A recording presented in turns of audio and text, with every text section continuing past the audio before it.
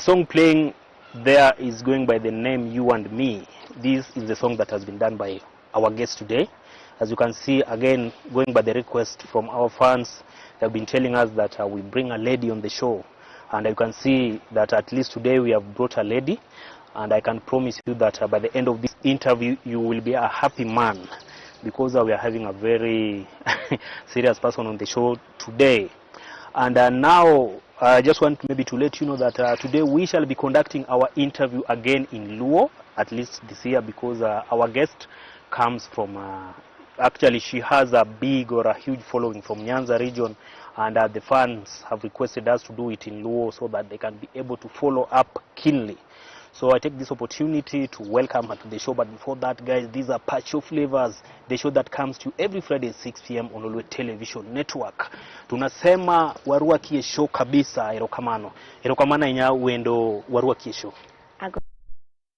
Koro inya lungiso wani kapo kwa dhimbele kabisa. Adwa nikechingeni wanegi chenro maduong kabisa kawuono. Jopinya neno kamor kabisa gichego na chako utekacha. Wadwaro ni iwach ni jopinye kamera mai. Nyisigini iniluongi ninga. Nyinga marthum en Shikonya Kisumu. Lakini nyinga makoro like kawaito maraidi en Shila Makrin Wanjiku. Yes. Nyingi no dhiane no kadhikelo shida kabisa nikeche. Kiko kel shida. Iwacho dholuo to nyingi to en mar. Yeah, kioro na pesa sani. Shila Makrin Wanjiku. Yeah. Angeni joneno nyawacho to nyiswa nto nyingi no biro nagi kapo kwa. Nyingi no biro kane school. Primary. So by then no doka natagora sana. Nani orphanage by the way. Yeah, I was raised in an orphanage in Kisumu called Kinyale Rawe. Aneno kaja neno Lolwe TV oro otekacho wacho ni aneno ka wende nigi kala mar ukuyu. To nyinge bendi luongo ni Wanjiku no bet nade ang'o mano timre. But explain gima no timre. Koro in bende ine dan sama bende tiyo gi Prince Inda. Jawer. Iwer kode to miel bende ang'eyo ni ing'eyo maber. Atemo. Itemo miel. Koro ang'eyo ni kwa wacho Prince Inda to ng'en puma dhano hero kabisa. Mabeyo kabisa. Ya koro ang'en interview to wadhi go nyime but ne wadwaro ni jopiny ng'en kani wanyiso gine gineno poster giwinjo ni ibire show. Yes. To giwacho no bas. Koro giwacho ni koni wendo mondo wadwaro no miel no mana matin e show kanyo wadhi bedo mamor kabisa. Koro wadwa wacho ni joneno wadwa miyo wendo time matin mondo owil nangane mag miel. Bas odhi miel no matin dakika moko matin kanyo. To seche mo odhi wilo nanga mag miel wadwa keto thume moro kanyo mar waket mane. Ang'eni ni thumbe mang'eny. You and Me is the waket You and Me. Emobedo released machiegni. Janeno Lolwe TV mana kana koni nwan gi a lot of things to talk about. Koro wadwaro keto You and Me dhi tugo kanyo mana matin seche ma wendo dhi wilo nanga. To dwa duogo kod twech mar miel. Tawacho ni bedo kanyo kikidhi mabor idwa neno dwangi. Koro we mondo wawinj thumni matin mondo wendo owil nangane mag miel bas oduogi.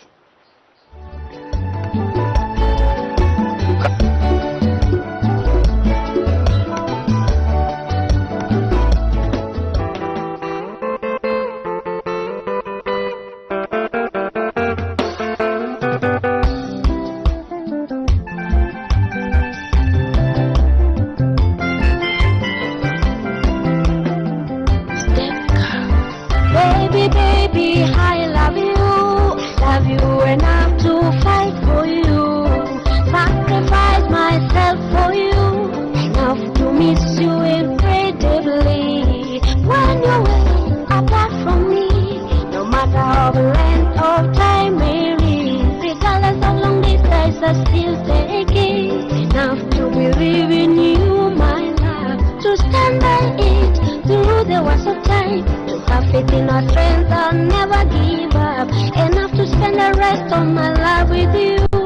Be there for you when you need me, babe.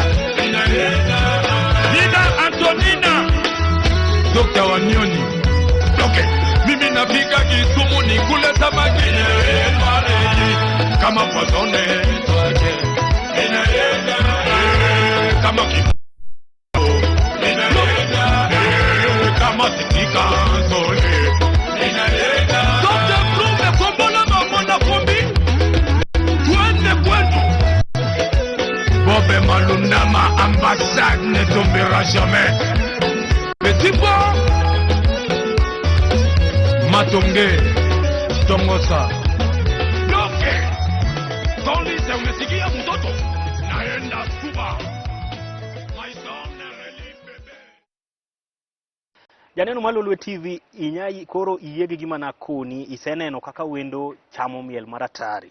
Oseduogo kende set one kode kae to anyalo mna nyisi ni bed kete mane Lolwe TV nikech seche mangu wadhi yuebe kendo odhi miel kendo. Odhi mielo nwa koro thum mar Prince Indamenone modhi yiero mowinjo kaberne odhi miel koro med mana bedo kanyo wendo jopiny mor. Nyiswa ni thum miel no iluongo nango? Mano bon person. Meaning ni a good person in French. Bon person. Bon person. Yes. To French ni some kanye kose ntima na word sare adek ko mako. Song no ni Collins Bugo. So Collins Bugo no kada biro with the same name ni Collins Bugo. I looked for a word. Aneno ka bon person no ni a good person en ngat maber. Ya mano nga maber kabisa. Ya nga maber kura wacho ni waluong song ni bon person. So Collins Bugo. Bon person, yeah. Ang'eyo nini gi thumbe mang'eny kabisa. Koro wachaka ni nyiswa ni to ni chako wer karango. Chako to nachako kapod atin. Kane church. A very good worshipper. I worship my bell. Jopindi penjo but the other. Yeah. Koro ingeni kaka na worship no but na local and then a bureau Nairobi 2014. 2014 ni nitire wer moro manatemo around 26 paket thum maber. Achako gi gospel. Ilongo ni thank you Lord. Mani wero kabisa mi dhimi Yes, yeah. En gi video nyaka. Mara ria chaka golo ni Yesu ine miroma. Mama no biwero. Mama no be wero. Koro kane okodhi maber ting'eni anan gi passion mar rumba sana. Then osiep na ma Wood Phoebe. Yes, producer maduong. Producer maduong. Big up Wood Phoebe. Oluonga to abiro to wachako kode. Then tire wer moro. Before that, atimo ne logo mar Barikiwa Studio. Wende moko miwinjo gage. In manitimo. Ane manatimo. Then apart from that, koro wagolo wer moro ni weche logo, hera. Kiwacho logo imin ni? Slogan mar Barikiwa Studio. In manigo voice no? Yes. Bas, janeno ma Lolwe TV kawuro nakoni ne shoka. Maesho mipuonjire gik mikia. Wende temo se tim kod Wood Phoebe. Kagi chako gin gagi sound mawacho ni Barikiwa Studio. Koro mae nyako motime. Yeah. Koro kendo kikidhi kipenjo ni voice no en mar nga. Koro kawuono ise no mano ber kabisa. Yes. So watimo kode wer moro miluongo ni weche hera. Wer mamit modhi oloke ni opoto kuoma. Nitimo kode mara. Yeah. But song no wane found an gi mavo. Ne wawere ka aloch jipanoran. Weche hera tek ji ariyo kende emaloso. Maun manu were. Then abiro gi kimiangi mani ambenda mi mara. Kimiangi mani ambenda mi mara koro wawero mano. So after band mar Wood Phoebe noko dhi mabor ahinya. Then Igwe Bandason okwanya. Oh, isetiyo gi joma ng'eny kabisa. Yes. Ka Igwe Bandason ose nini, then entotonomia haya nini exposure. Igwe Bandason nyasa ogwedhi. No tera a platform madongo kama Luo Festival, Pacho Festival. Iperform konde gote. Yes. Then jio chako ng'eya mang'eny kan kode. Tin gi Bandason. Gimiya nyingo mar Cindy. Oh. Cindy werga gi Kofi. Koro in mano jo luwe mano mi. Jo luwe mano mi ama kata sama giluonga gi nyingo no to katamra. Kata Instagram na luongora ni Cindy Shiko Cindy. Because negimiya ni nyingo no kata moko be ka oro na pesa to giwacho ni Cindy ero chamano. Koro yie nyingo no ka kanyo gi Igwe Bandason kodhi loka. To manager mar Bandason Prince Indo gochona. Man Bandason loka sani. Yes, sani en loka. 2018. Ben Chike gochona ni Shiko nini to. Wagoya mbaka tawacha ni okay sawa. Achaka. Makoro ni donjo ka Prince Inda 2018 nyaka sani. Na donjo 2018. Then but 2019 kanyo. Gichako giduoka kendo. Gimanyi magiduoki. Yeah. 2020 koro. 2020 giduoki. Koro nyaka for a serious thing. Seche mawuoni ni kanyo. Seche mawuoe kodini an gi Prince Inda. Yeah, naneno interview moro ne utimo Citizen. Naneno kawuon gi Prince Inda band ne kanyo. A very good person, a very humble guy. Mano ber kabisa. Koro ang'eni kangwa tieko show wabo ori nikech ng'eni jopiny. Jopiny nyiso bwana kenwa Prince Inda wadwa mondo wer no wer miluongo ni mama watoto cha Lolwe TV kanyo. Koro kawuono janeno ma Lolwe TV wan kod jalno mwanyalo oro ir Prince Inda kendo wa ore yamo ka Prince Inda bende winjo. Owinjo. Jopiny wacho ni dhi nyis Prince Inda mondo bi Lolwe TV mondo wer nigi wer miluongo ni mama watoto. Owinjo maber kabisa. Koro kiko wachne kwa wacho dong. Owinjo. Prince Inda kuma entiere idwarika. Owinjo maber, jopiny dware, jopiny oronwa message pile ka pile. Koro wase pass message no owinjo. Koro kaka isetiyo gi joma ng'eny kabisa ni. Inya wacho na ere gimi sepuonjri e yore mag thum. Asepuonjora kabisa. Mokwongo kaka anyalo manage band. And how I can associate with my fans. To how to work with people. Yeah, asepuonjora gik mang'eny sana. Moso gi Prince Inda. Asepuonjora and being a humble guy will take you far. Like Prince Inda is so very humble. So example no akaw kuome to kaka o lead band ne kane boy. To utiyo maber kabisa. Tiyo samoro wagile ne batoni zani Shiko. Tiatia motego. Tiatia maber, idhi maber. Kora penji nitie ga gimoro ma seche moko chando ga jothum kabisa. Iyudo ni boss ni wer to ibende in ng'at mitiyo kode ibendi timo the same thing. En ga gimosega kelo chwanyruok mang'eny sana kuom jothum. Into utiyo nang'o gi Inda ok feel ni iwer chiemo ribore ngiwe en owacho na. Prince Inda no set free. Mano luonga mar ariyo nong'isa ni nang'ise na ma brand. Kaka nshiko Nyakisuma ama brand adwa tiyo gi brand maduong'. So kaka watiyo kuna kugwaruzana. Ka dwe mar 12 mokalo ne wan gi show out of Nairobi. To an be nan gi show Lolwe Tv of which very soon adok.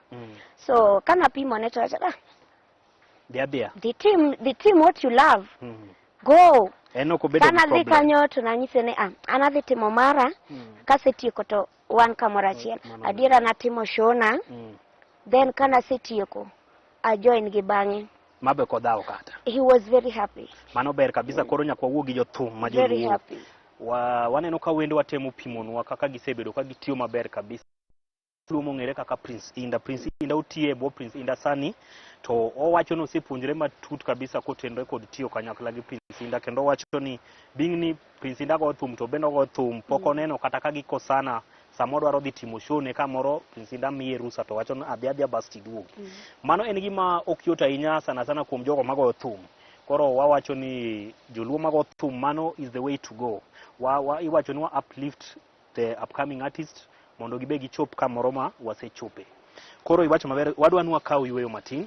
Waduogo pod nitie gik mang'eny mwadhi go mbaka. Neno ka mbaka dhi maber jopiny mor aneno gi kacha gioro ujumbe piny kacha. Koro adwa nwa kaw yweyo to wadwa ni wawegi koro kaka wasewewe Inda tisenyiswa gik ma Inda bose timoni. Wadwa ni miel nwa wer achiel mar Prince Inda. Seche mwadhi yweyo ni ma jopiny wakawo yweyo lakini wendo kendo dhi change. Odhi wilo nanga doke nanga ne mar miel kendo seche mwakawo break. Odwa dhi mielo nwa wer achiel ma Prince Inda en modhi yiero mane koro mi yiero ni dhi yiero. But idhi yiero Kwacho golo koke ema wacho ni seche mwadhi yweyo odhi mielo nwa thum mar Prince Inda miluongo ni Kwacho golo koke. Koro janeno malo Lolwe TV kik idhi mabor bed kanyo kawo yweyo matin to waduogo mana sani.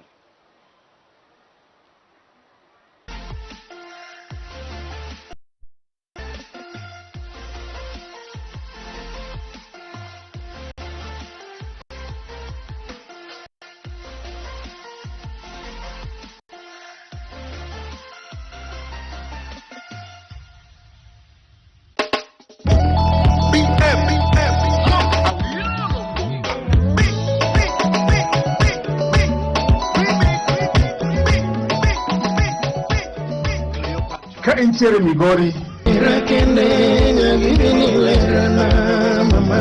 ka intiere Homa Bay, Papapatone Yamalo yo yaka na Bible. Ka intiere Kisumu, Kata County,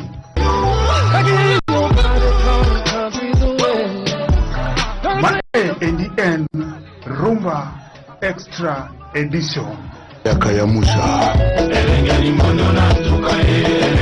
Jumapil ka Jumapil, chakore sa par mamidhiambo kikelo ni kod an Aboy the DJ. Wantiere kod rumba elengi, rumba bakoloto, rumba ya mapedeshe, kata mana benga rumba. Omiyo watudre Jumapil ka Jumapil, chakore sa par mamidhiambo mana e Lolwe TV.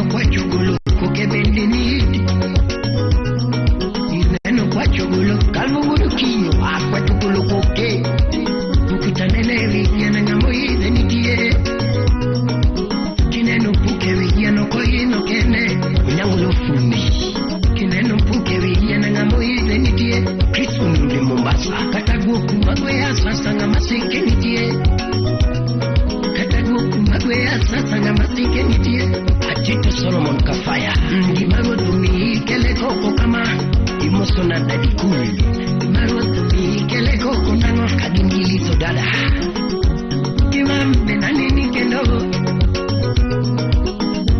Tamer benanini kendo mam Tanabiye Jaberi Mama niye Elele Unyiba de bunde budala Uyo munyiba de masini Imosona ni ingeni ali koko Out to the wood hoko Kachogolo kuke kama Mama ni pinyo munya munikare chiwale Pinole pinyo munya munikare chiwale Michoka wodo remu Mama pinyo munikare chiwale Amingi pinyo munikare tuiwale Amingi pinyo munikare tuiwale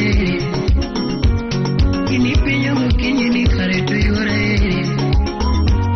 Ini pinyo munikare tuiwale Amilo pinyo munikare tuiwale Milo jogo pinyo munikare tuiwale Yojino pinyo munikare tuiwale Yojino pinyo munikare tuiwale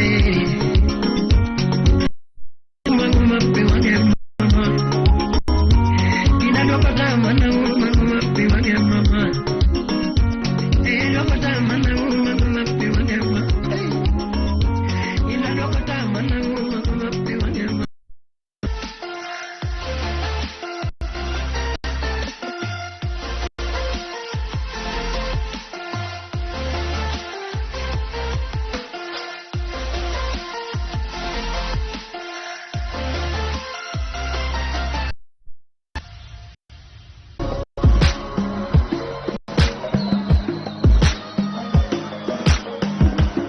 Hey brothers, last night I had a dream. Do you think you can be a teacher that he can bow down to you? I can see the colors of the rainbow. Lolwe TV Sunday School, ready to present to you songs, poems, and many others.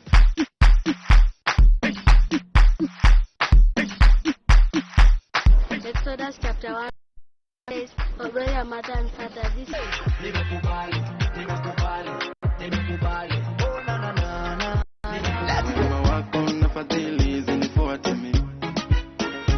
Tukutane tena wiki ijayo, kipindi kama hii, muda kama huu. This is LTN Sunday School.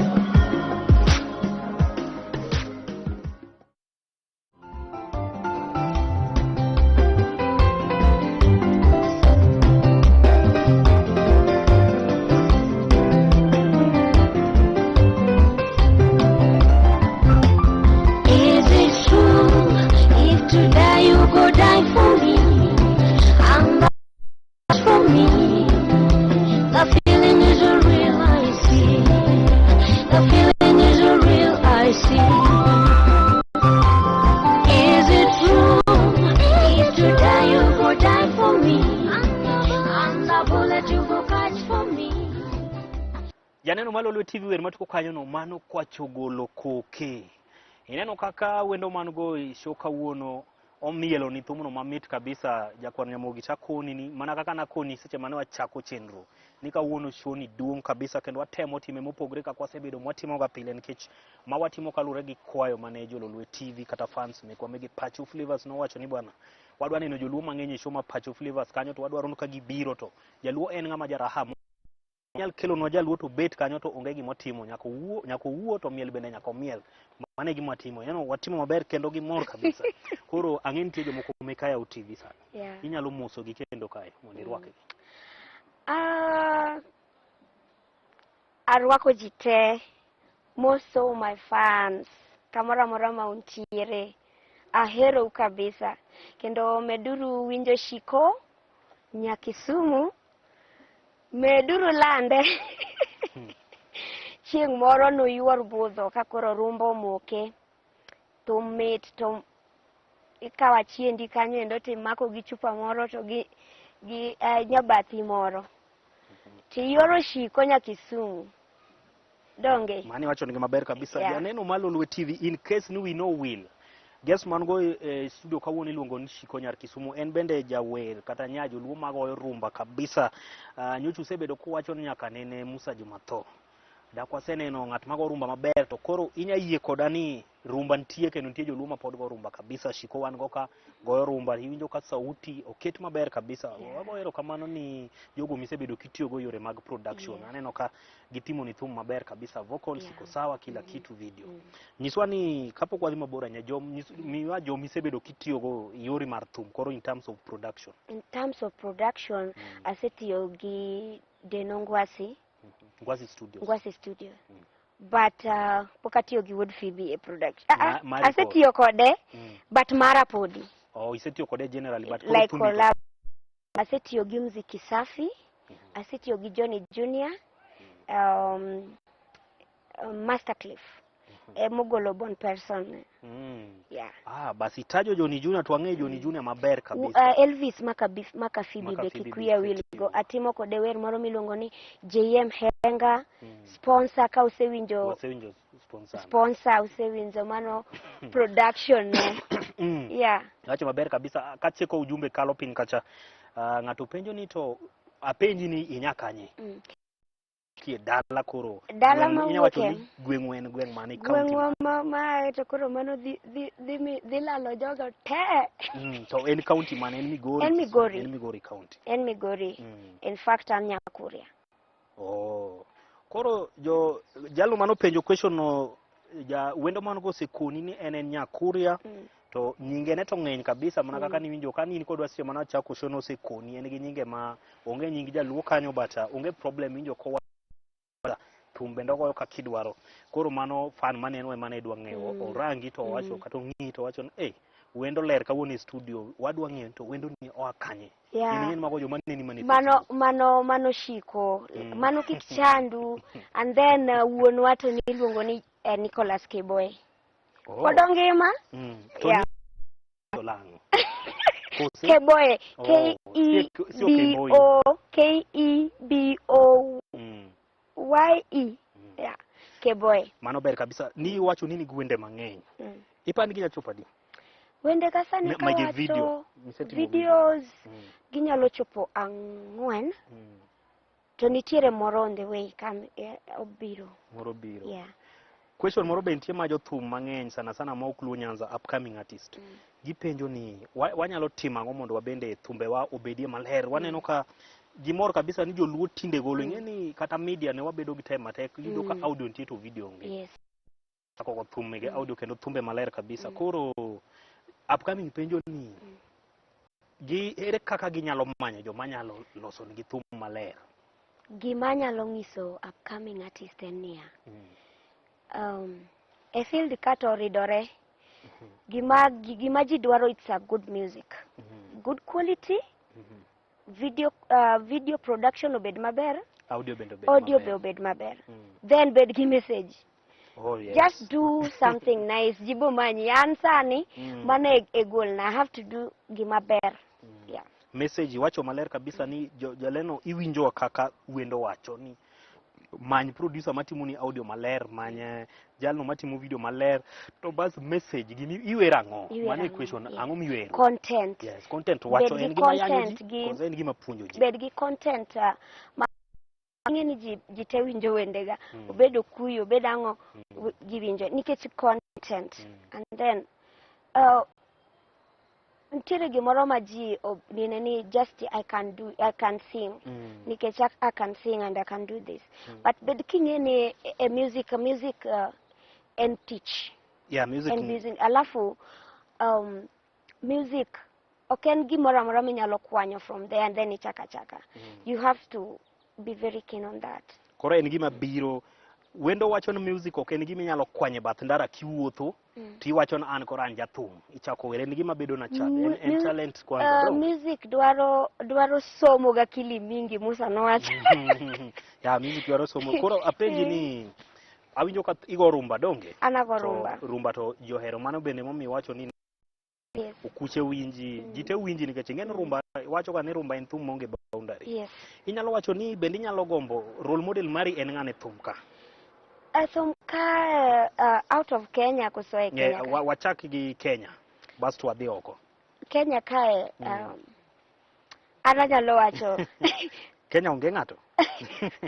E Kenya ka ng'ama timo rumba maber. Manyalo wacho ni en role model na. Junior ntie? Junior ahero wendege sana. But okada riambo. Igwe Banderson. Oh, Igwe bego rumba. Igwe Banderson has been my role model e rumba. But e ohangla kae. Prince Inda maze Gothum maber kabisa. Sama were stage kacha yani awer kan gi lotan gi morto. Anyalo siemi ke gi wanga maricho gi yani. Kora apenji. Ya wang'e ni joluo to Gothum kabisa. Wakwana matino kwa wach ni jomoko ok goye. Jigoye. Koro ung'wonwa joneno wacho ni wang'e ni Gothum wang'eyo ni Fredi Makadongo Gothum wang'e ni ji Gothum mang'eny. Koro kwa wacho ni jomoko ok goye. To wang'e ni wacho mana nitie kata mane e football. Donge nitie ng'at mago mpira moloyo nyawadgi. Kanye mane watemo mulo mana matin. Koro nitemo kona ni role model mari e Kenya ka en Igwe Banderson. Kwa kalo maybe out of Africa inya wacho ni ng'ano mi inya gombo tiyo go chieng' moro komi chance wach ni pesa e shiko wadwaro ni many ng'at minyago go thum Africa mangima inya bika. Another Kofi Olomide is my dream collab. Kofi ana dream ga kata kaneno. Makinya yudo kuma Kofi ntie sani. Kofi Olomide. One day one time. Pesa no tango peso tas donge. Ibo manye ta. Abo manye ukawuondi. Koro wan walemo nini mondo dwaro mari ma idwaro mondo. Lakini pia wamanyo nitie kolabo moro mwaiko gi Prince Inda. As bana Malaika Band. Ipano dibedo video kose? Odhibedo audio kata kise yuoroga budho mar Prince Inda. Ntiere wer moro mwachako as the ji mang'eny. Koro kanyo asoyo mara, Tony soyo mare, Papayo soyo mare, Prince Inda kanyo. Koro ji ng'eny kanyo. Mano ber kabisa. Koro wadhi chwanyo jopiny matin lakini director wacho ni time wachiegni rumo kabisa. Koro wadwa wuoye gik moko ariyo. Baso koro iwuoye kod gimogik. Gimokwongo adwa ni ng'isa ni inya wacho ni go thum. Wang'e ni ng'ato ka ng'ato donje thum mondo make something out of it. Oyud pesa moro rwakre jothum ng'en gin jogo mong'e rwakre maler kaka koro kawuono ichaloni. Inya wacho ni iseloso pesa moro matin e thum ka kose in kanye sani? Thum tema chamo. Onge tich moro amora matimo en thum. So thum ni en tich. Koro kikawe as a passion and your work and your job and ibo team making the passion. Yes. Adwa penjo moro. Wase to kwadhi luongo nying ng'ato. Wasebedo kendo waseneno joluo mane go thum kabisa chon higni 10 mokalo. Mane gi go thum to very very big platform magiloso pesa. To bang'e giduogo magirumo kabisa. Iparo ni advice mane minyalo miyo jalno mago thum sani? Mawanya wacho ni Nyasaye koro kete level moro maber. Ang'o monya timo mondo kik wabed gi gik masiche moko waneno ni ng'ato nego thum ne nigi pesa ne wamielo gi wabe kwa tiunge kata siling achiel. Sani kitimo thum to bed gi invest. Kech thum ni en mar season. Onyalo rumo anytime. To ntiere bejo mabiro. Koro sama imako yamono invest. Kan pesa moro. Bed gi gimoro ma inyalo wacho ni thum emokelona. Of which an ka Nyasaye okonya in 5 years to come. Amba nyalo wacho ni mae gima natimo ndalo manatimo thum. Mae gima naloso, mae pesa makano. Nyithindo be wan go. Mani wacho maber. Koro wachni mogik uwe kamera ka. Wachni mogik. Wachna gigo te mos jomi dwa moso kanyo ji 2-3 moko. Adamoso fans ga ging'enya kendo nyalo wacho na Vincent Ouma mano olanda sana. Theophilus Dickens. Hey, Maze. Thank you so much. Isechung koda an gi Fred. Aluonge ni Fred. Bene ma samoro supporter aluongo adhi lolwe aonge gima chalo kama. To ochung koda. TBJ video camera. And then kuna ntie Vasco tie rumba Japan. Samoro nemo direct ganinina. Songs gikakidi shoot gi. Yeah, iluonge ni Vasco Egama. Ahero usana ong'eny mokanya luongo ute. Ahero kabisa. Team Shikonya Kisumu. Kuma untiere winja. Oliver dwa bedo MC, I think. Yeah. Wach kakinyalo yudi. Inyalo yuda a Facebook as Shikonya Kisumu. An nyaka gi page na e Facebook kanyo. Instagram iluonga ni Cindy Shiko Cindy. Twitter at Nyakisumu. Yes. Komanyo kamano to dhi yudi mongo. Odhi yuda. Mani wacho maber kabisa, wachni mogika iwacho maber. Kwayo moro jo cameraman mekwa kacha ni gikwayo giwacho gikutho na mane itakani. Nisiko ne the next song mogolo wadwa winje nying jo Lolwe TV bende. Adhi timo kamano. Hey. Gidwa winje jo Lolwe TV. Mano it's done from now ntiwe moro magolo by the way. But Macha is about being a strong woman. And this goes to all women outside there. We are strong ladies. One very strong. So the song Mabiro is about me being a strong woman. To my endo include women. So when I'll be doing the next song, I'll have to. No problem. Ibo penja hata oro ni nyinge gi. Ibo oro na. Ilando gi kanyo itajo gi to gibende koro. Mashabiki wote. Jo pindi njogi watimo erokamano ahinya kuom kawo thuolo ni mondo ibie chenro kaka wuono jo piny mor kabisa. Koro wacho mani wabo luongi kendo. Kwanza kigolo thum miwacho no ibo duogo iwuogi jo piny kwayo mane jo piny wacho mar Prince Inda Iteri ichop oteno. Koro wacho ni walamuni mana Nyasaye mondo bendo omed kai. Ben chike piuso mudo amuso ukanyo. Nyasaye metelo ni yore gi mag thum koro we lor chenro ang'en waboro kendo watimo erokamano maduong' ahinya. Janeno mar Lolwe TV wawacho ni watimo erokamano maduong' ahinya kuom keto thuolo ni mondo ibed kodwa kae kuom dakika 30 gi wiye mosekalo. Ne wagoyo maler kabisa mong'ere kaka ni Shikonya Kisumu. Kama ubai to pod inyalo riwri itudri kodwa kanyo e mbui magwa megi Facebook kata YouTube kacha. Idhi tindiko ni Lolwe TV YouTube tibo yudo interview ni nyalo nene kendo kanyo.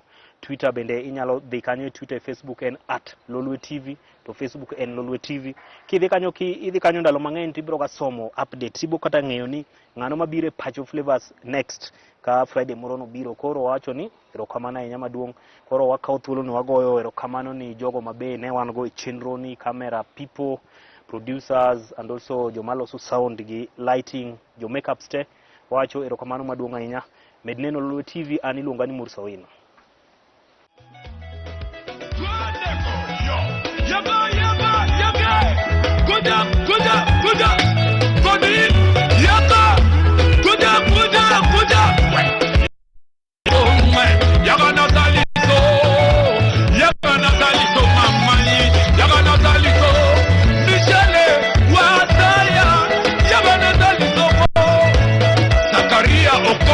Obado, Governor Migori County. Dan Sure.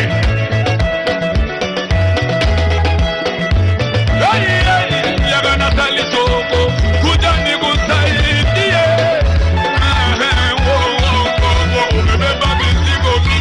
Yagana Tali Soko ya. Shakira Ite, Niara Abandu. Henry Odiamo.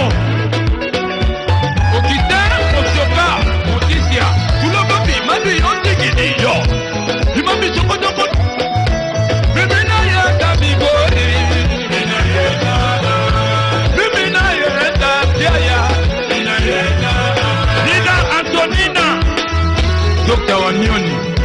Okay. Mimi nafika Kisumu ni kule samaki kama pozone kama kipakio kombo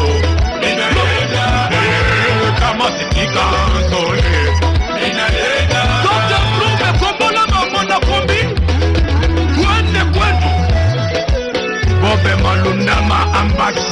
tombera jamais. Petit pas Matonge Tongosa. Hi guys, and welcome to today's show. This is Pacho Flavaz. Karibuni sana kwa Lolwe Tv. I'm your favorite host now, Ngaro. Karibuni sana. Anyway, today's not about me. Today is about some special guys who have come into the country and they have an event apparently tomorrow. Oh yes. So the show, guys. Karibuni sana.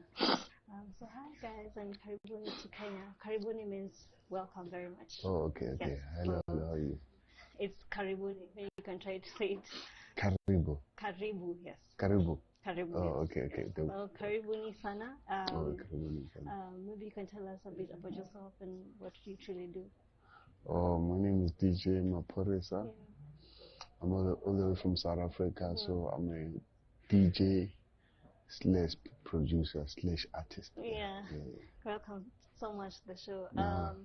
So tomorrow you guys are having an event, and maybe you can tell us a bit about that. What should be expecting to see and whatnot. Yeah, we're really excited about tomorrow's event. I hope everyone is excited. Yeah. You know, it's our first time together. You know, playing as Scorpion Kings. So everyone should look out to that. You know, we have great music. You know, and then man, we're excited, man, to see our friends, you know, in Kenya and seeing how you guys vibe to my piano. Yeah, apparently, shockingly, it might sound like a shock, but really, you guys are really loved down here in Kenya. That's dope, if you man. go I to appreciate any it. event, it's dope stuff. such tracks as piano, and most of places your songs are really played. What do you think you are hitting so much in East Africa? I guess is, you know, what we're doing is next to, actually it's really let me say it, it's local and it's African, you know, and it's broad, you know. It's, you know, you can do much with Mama Piano. It's not like it's a one sound. You can really do soulful. Sometimes you can be hard and aggressive and dark, you know. So yeah, man, so we're really grateful. Yeah. Maybe we can talk a bit about the Scorpion King album and the transfer. Oh yeah, Scorpion King. So it's a project. I think it's like, I don't know. I think they think 12 tracks. Yes. Yeah. So it's really a dope vibe. It's something different, you know, because he's singing French, Lingala, Swahili, Zulu, English, you know. So it's a really dope, vibrant vibe. So yeah, man, look, it's dropping April. Okay. So the pre-order is already out with Funo. We dropped Funo. Yeah. I don't know if you've seen the video also. I've seen the video. So yeah. So yeah, man, yeah. What else should we be expecting in all those tracks? Yeah, that's what I'm saying. It's a mixture of different vibes, you know. Yeah. Dope, soulful, you know, hard. You know, it's just a mixture of, you know, different vibes inside. So yeah, they should look out to that. Awesome. So in your stay, I don't know how long you guys are going to stay. Maybe we should be expecting a few collabos, perhaps. Yeah, we've been thinking about it and we're considering it. So we'll make a plan. I don't want to say much, but yeah, something's gonna come up. Yeah. All right, that's awesome. So normally in the show, we usually like when an artist comes through, they kind of like drop the favorite line. No, now with your album coming up in April, you can like tell us one of the tracks that you truly feel is the best of them all. Like, you know, this one, when it drops, everyone goes down. Yeah, there's I have few of them. You know, I have few that are like, I have few that's really special to me. You know, I'm not sure the name though, but yeah, you just need to look forward to it, because you know what, also we keen to see what's your reaction, which song you're gonna like, you know what I'm saying. Yeah. So I don't wanna keep mine as a secret. So you know, sometimes you like this song, right? Yeah, but that's kind of not fair to the rest of us. And everything switched up and I choose this one, so you have to like, let me go this way. Be know? a bit shifty. So yeah, I totally understand. Yeah. Yeah. With what I found really common in the Amapiano tracks and vibe is the African beat and all that. Some sort of inspiration behind that. Yeah, because also, you know, my piano is a style. It came as a style. Yes. It was sounding this way. So the way they did it, you know, when they came with the sound, you know what I'm saying? They had this, you know, drum pattern and all the sound. I don't know, you know, this bass. There's always a bass comes. That you know what I'm saying? Yeah. So it goes, you know, it started changing. They started doing different stuff, you know. But it was the style. It's like, you know, when you do Afrobeat, there's a certain. There's always a. You understand? Constant, yeah, you know. So with Amapiano, it's like that. It needs to kind of like, you know, that's the basic sounds that they use, you know what I'm saying, and stuff. So that it sounds Mapiano. Because if you don't use those elements, it's gonna run away from Mapiano. Okay, so currently, in few years, we had something called actually not few years, last year, Gengeton was really thing, like the real thing. Sorry, can you repeat that? Gengeton was like in Kenya. Oh, okay, Gengeton was like yeah. a big thing. Yeah. And it's kind of, right now, it's kind of going down. So do you think like as years goes by, Amapiano will kind of like evolve based on time and... Yeah, it's already changing. Okay. Even in South Africa now, we already listening to a different Amapiano. Okay. You understand? We already, you know, but it's, I think when time goes, you're gonna, you'll catch up to it. You know what I'm saying? Those new sound that they're doing and stuff, you know. So yeah, it's gonna evolve. I feel like it's gonna stay. For me, I feel like it's gonna stay. It's just gonna evolve because everyone really loves it, and I think everyone can access it somehow, you know. Yeah. So if there'll be an artist worldwide, not limited to South Africa or East Africa or Central Africa or West Africa, worldwide, who would you feel they should kind of like get into Amapiano tracks and internationally in general? Tricky though. It's tricky, but you know, when it comes to soulful, there's few people that I'd love for them to vibe. You know, like for example, Sade. I'd love Sade. I don't know, but I think that's impossible. But I'd love to hear her on a piano track. Yeah, internationally, like there's a lot, man. Tricky, as I said. It's really tricky. Even Sway from, you know that boy, Sway. Yeah, you know, Unforgettable with French Montana. Yes. That boy also, I feel like he will come with a vibe. Yeah. The Weeknd also, I feel like, The Weeknd. He can really vibe on it. Yeah. It's a lot, man. Yeah. Awesome. Drake also, I would like for him to vibe on it. Actually, he's gonna do it soon, I know. Yeah. The good thing about him, he's actually really quick to pick up on sounds and all that. That's what I like about him. He's really pushing the culture to go up. Shout out to him. Truly, I actually appreciate for you guys coming into the show. Thank you so much for answering questions. Actually, I'm really happy. Guys, that has been today's show. But make sure you catch us on the next show coming up next week. Until next time, guys, I've been Pacho Flavaz. Thank you so much, Karibuni, and see you. Bye.